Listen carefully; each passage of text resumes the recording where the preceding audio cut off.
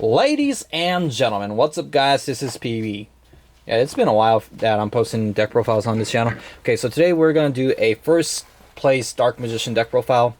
I came first place with Dark Magician. I do play 2 copies of Dark Magician. Only 2 copies because if you play 3, it's kind of bricky. On top of that, most times, if your opponent banishes your Dark Magician with Call by the Grave, and if they banish like your second copy when you play 3 copies, like you're losing the game by resource, so just 2 copies.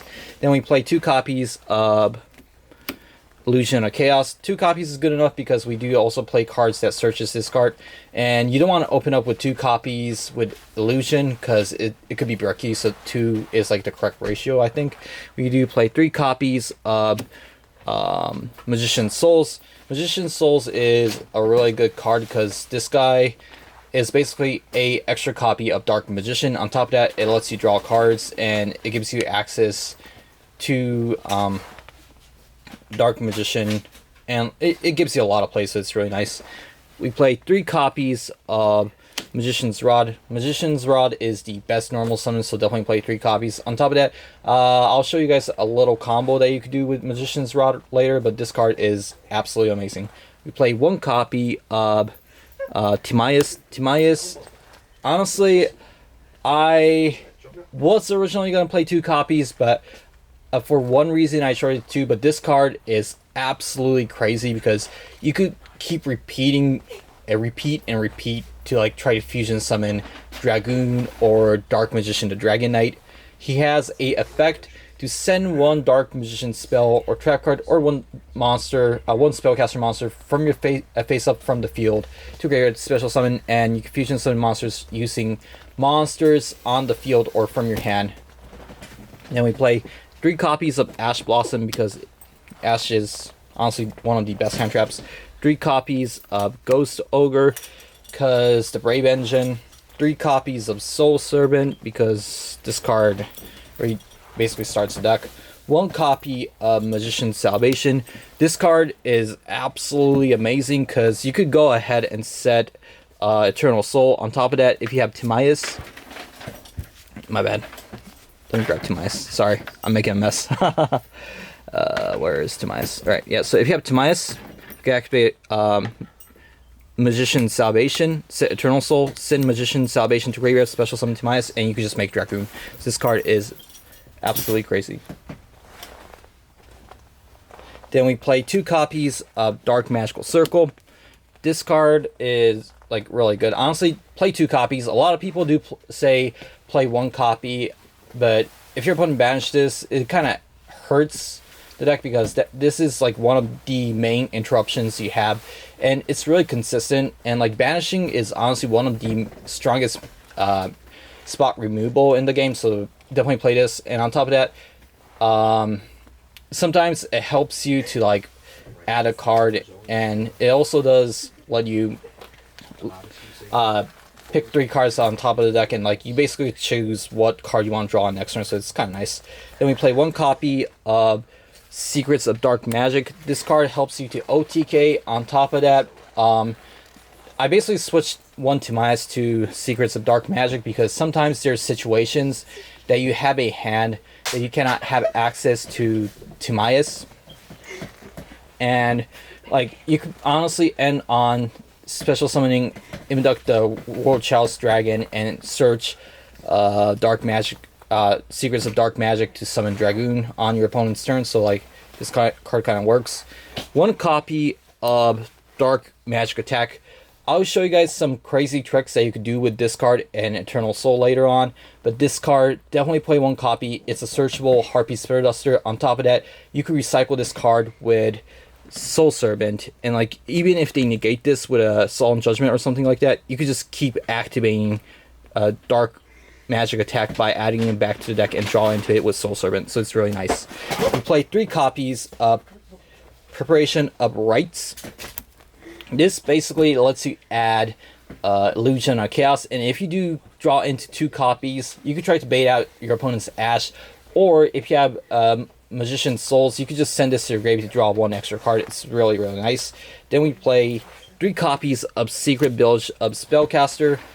this thing really like makes this deck insane. Like if you summon Dragoon and if you have Secret Village, it basically like makes a lot of decks like to it basically wins against a lot of decks in this format because it stops the Brave Engine, it stops Despia, it stops a lot of decks with spells, so it's like really nice. Top of that, it's gonna like make Dragoon hard to beat over because your opponent cannot activate droplets and those kind of cards, so like it's really good for going first. Your opponent is not gonna be also your opponent's not going to be able to activate Feather Duster or Lightning Storm or any back row removal, so this card is absolutely busted in this deck. I play 3 copies because it's one of the cards you really do want to draw into, but if you think it's bricky, you can short it to 2. We play 1 copy of Terraforming. Terraforming gives you the option to search Secret Village or Magician's Salvation, and it's really nice. And you just pick the card that fits the situation, so yeah, just definitely play 1 copy of that. 3 copies of Solemn Strike because this card is just really good. 2 copies of Eternal Soul. Definitely play 2 copies because like there could be situations that people banish this thing. On top of that, like a lot of people are citing Evenly Match in this format, so like yeah, you do want to have like the 2nd copy in case you're like you need to banish this thing. And then last 3 cards is going to be Infinite Permanence. Yeah, one of the best hand traps. Going to the extra deck, we are playing 1 copy of Dragoon. Originally I was trying to borrow another copy of Dragoon, but yeah, for the moment the person didn't show up, so I just play 1 copy. And yeah, honestly 1 copy is still okay because this card is just absolutely busted. If you have 2 copies, you could basically go ahead and like make multiple, like you could just keep making Dragoon every single turn. And there was like 1 duel that my opponent kept negating Timaeus, but I just like basically kept like tried to summon Dragoon every single turn. Like eventually I got Dragoon in Secret Village and that was GG's. We play 1 copy of the Dark Magicians. This card is really good for OTKs, so we play it. When you activate 1 Silver Tracker, you get to draw a card, so that's also really nice. 1 copy of Dark Magician of Dragon Knight. This guy protects your back row. Honestly, just to be honest, I probably never lost a duel when I summoned this guy. This guy is just absolutely busted. And today I actually did have a crazy duel that I actually did summon Dragoon and Dark Magician of Dragon Knight and Master of Chaos. And we also do play 1 copy of Master of Chaos. Master of Chaos is actually an amazing card. If your opponent gets rid of your Dragoon, you can basically special summon your Dragoon from your graveyard. On top of that, if you already do have Dragoon and like if your opponent has like a massive board, you could go ahead and special summon a light monster from your graveyard. You could tribute your Master of Chaos or any other dark monster and 1 light monster to banish all of your opponent's cards on the field. And what is crazy about this is that it could actually play through skill drain because it could tribute itself as cost, so it's really good. Top of that, if this card gets destroyed, you could add a spell from the graveyard, so it's very nice. We play 3 super poly targets, Mud Dragon, Starving Venom, and I don't know how to call this guy, the Predaplant 3 Dark Monster guy. Yep. I play Super Poly in the side, so it's a really nice option to have it. 1 IP Masquerena. In case of situations you want to make a Unicorn on your opponent's turn, we play 1 Unicorn. 1 BLS, because BLS is one of the nice options that you could actually have in Dark Magician, because generically you can make protection on this card, and if you want a monster with protection like high attack, you can just summon this guy, and he also can attack twice in the grind game. He also does have a effect to non-target banish. Like he could like fit in a lot of different situations, so he's really nice. We 1 Dark, the Dark Charmer. This card is absolutely busted in Dark Magician because like you could basically steal 1 monster from your opponent's graveyard. On top of that, when this card gets destroyed, you can search Magician's Rod or Magician's Souls from your deck, so it's really nice.